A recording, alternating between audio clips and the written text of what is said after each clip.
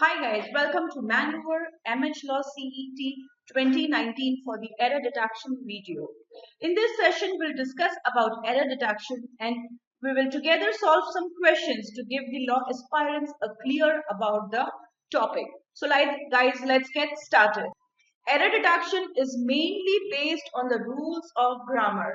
Now over here in the rules of grammar are the basic rules, in which we follow the rules of tenses, then we follow the rules that are in the noun part, the pronouns, the prepositions, all those rules, the subject verb agreement, all these rules, the error detection is mainly based on those rules. Now what type of a question and how we will get that question, okay?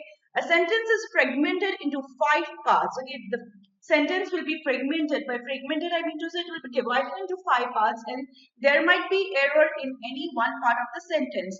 Each fragmented part will be numbered like 1 to 3. Okay, and if the sentence is complete in all respect, please pay attention to this. If the sentence is complete in all respect, then you have to mark the 5th option being the no error option.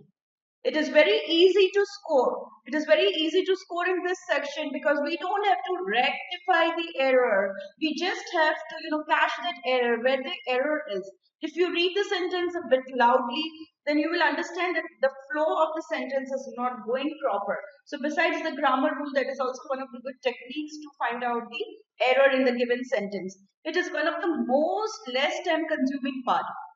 All the other part like RCs, like reading comprehensions and paragraph jumbles, all those takes lots of time. But error detection, if solved in the right guidance, it takes very less time. So that time we can use for the other subject, other parts.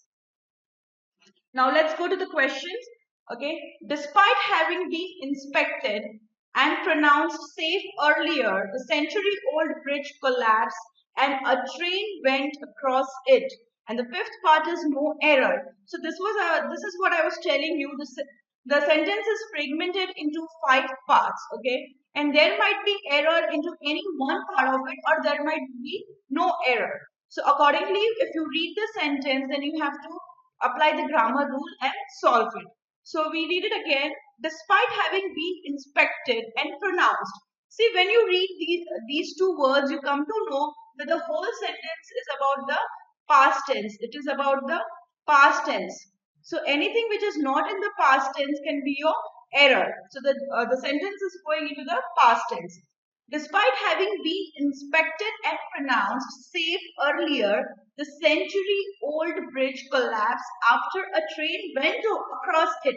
So over here, the word collapse, it is not in the past tense. So I can say there is an error in this part of the sentence. So I can mark the option C, which is the 3rd part of the sentence.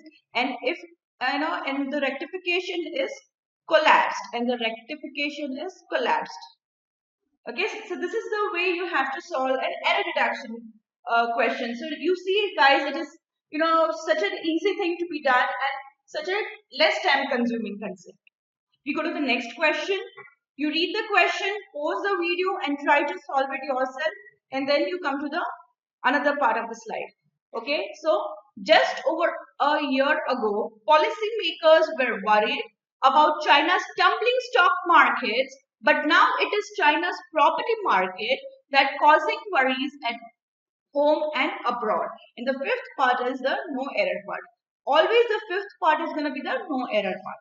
So over here, just over a year ago, okay, policymakers were worried about China's tumbling stock markets, but now it is China's property market that something is missing over here that is causing worries. Why?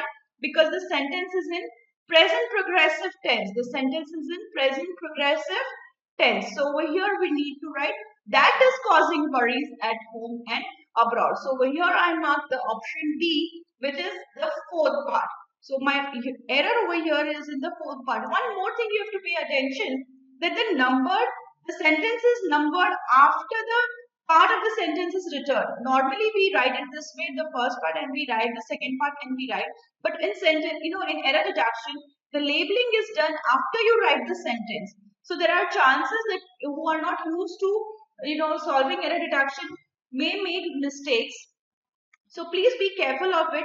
First, there is a part of a sentence and then it is labeled the same way. Okay. So if the error is in this part, then I don't have to mark the option 3. I have to mark the option 4. Okay. So because my error is in this part. I hope you guys are understanding it. Now I go to the next question. When it comes to helping one another, it turns out that some fish are better at it than previously thought. Okay, now so the error is over here. When it comes, it is about the subject. It is about the subject-verb agreement. Okay, it is about the subject and verb agreement. If the subject is singular, the verb will be plural. They are inversely proportionate to each other. So when it comes to helping, so my error is in first part of the sentence. When you're reading it, you don't get a flow. When it comes, because it is my singular, so my verb over here will be plural. So the rectification is comes. So my answer is A, the first one. Okay. The next one. Hardly he had entered the building when the security guard called, informed him that he had left his car door open in a parking lot. So now there's one person who entered the building and he forgot to lock his car. Okay, one of the door was open. The sentence is about that. So the word is hardly. Now over here, the word hardly is what? It is an adverb. This is basically an adverb based error. So now the grammar rule says, if your sentence starts with an adverb, you have to use the inverted form of the sentence.